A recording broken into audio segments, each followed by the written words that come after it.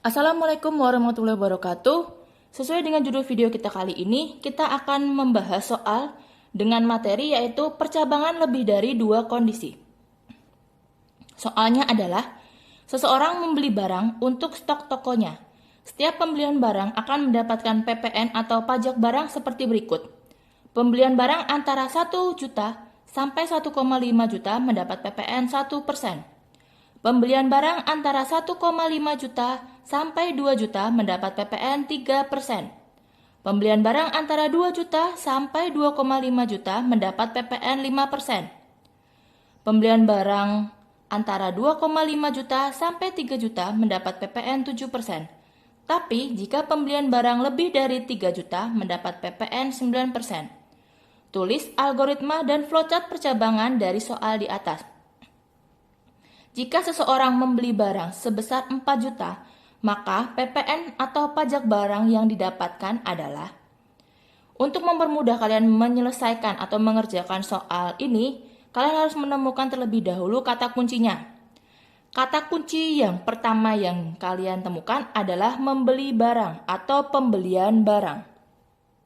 Kata kunci yang kedua yaitu adalah pembelian barang antara 1 juta sampai 1,5 juta mendapat PPN 1%. Kata kunci yang ketiga yaitu pembelian barang antara 1,5 juta sampai 2 juta mendapat PPN 3%. Kata kunci yang keempat itu adalah pembelian barang antara 2 juta sampai 2,5 juta mendapat PPN 5%. Kata kunci yang kelima, pembelian barang antara 2,5 juta sampai 3 juta mendapat PPN 7%.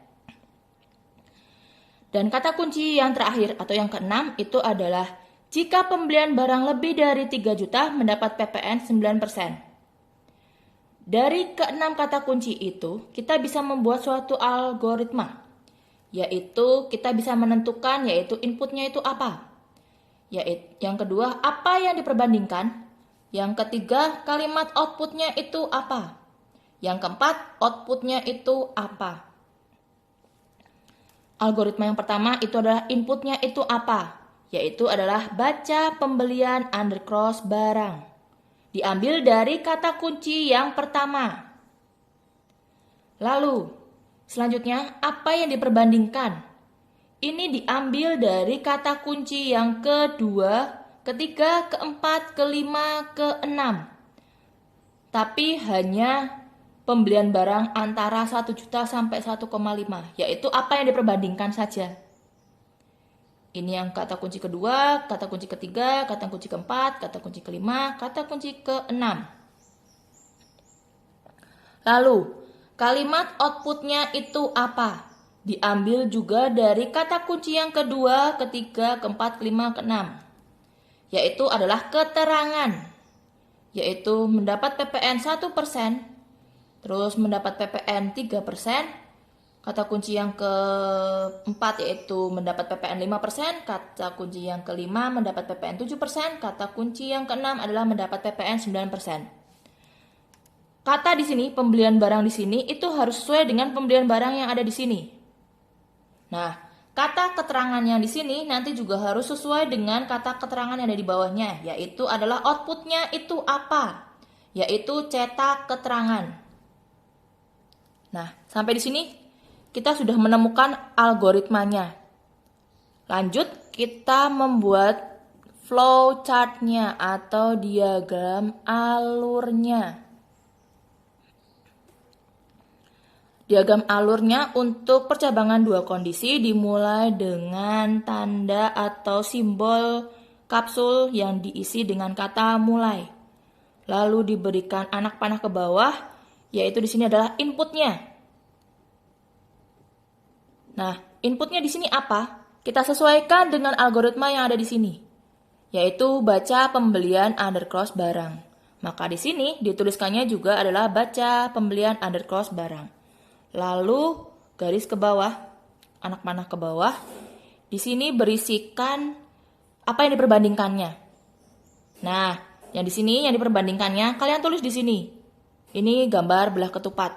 Berarti nanti karena di sini ada 1, 2, 3, 4, 5 yang diperbandingkan, maka belah ketupatnya juga harus ada 5, yaitu 1, 2, 3, 4, 5. Lanjut, kalimat outputnya itu apa? Nah, di sini ketika pembelian barang antara 1 juta sampai 1,5 juta, jikalau benar, maka outputnya adalah keterangan mendapat PPN 1%. Tapi jikalau salah, dia menjalankan pembelian lagi, yaitu pembelian barang antara 1,5 sampai 2 juta. Nanti kalau benar, maka dia akan menampilkan keterangan mendapat PPN 3%. Jikalau salah, terus ke bawah. Nah, terus setelah sudah, di sini tanda panahnya, juga ada panahnya di sini. Itu semua ke bawah di sini. Sampai di sini. Baru ketika di sini cetak keterangan. Ini outputnya. Ini output yang diselesai di sini adalah N. Nah, di sini di soalnya tadi, jika seseorang membeli barang sebesar 4 juta, kira-kira keluarannya yang apa? Yaitu adalah pembelian barang lebih dari 3 juta, keterangan di sininya berarti mendapatkan PPN-nya 9%. Nah, kenapa di sini Ibu memberikan kata keterangan, data salah, masukkan data lagi? Misalnya, untuk soalnya di sini, itu range-nya, di sini range atau range-nya itu kan 1 juta sampai 1,5. Kalau misalnya itu di bawah 1 juta, berarti kan dia tidak ada di dalam keterangan yang di sini. Keterangan PPN-nya itu tidak ada. Maka Ibu di sini memberikan satu lagi statement atau pernyataan bahwa keterangannya itu adalah datanya salah. Jadi ketika kalian memasukkan data misalnya 500.000, maka yang tercetak adalah yang ini. Karena dari kondisi yang ini tentu tidak sesuai. Kondisi yang kedua juga tidak sesuai, kondisi yang ketiga juga tidak sesuai, keempat juga tidak sesuai, kelima juga tidak sesuai. Nah, karena tidak ada yang sesuai, maka kita harus memberikan suatu kalimat tambahan, yaitu adalah keterangan data salah, masukkan data lagi. Oke, sampai di sini untuk pembahasan soal kita kali ini. Semoga bermanfaat ilmunya. Sampai jumpa di video selanjutnya. Salam berbagi ilmu.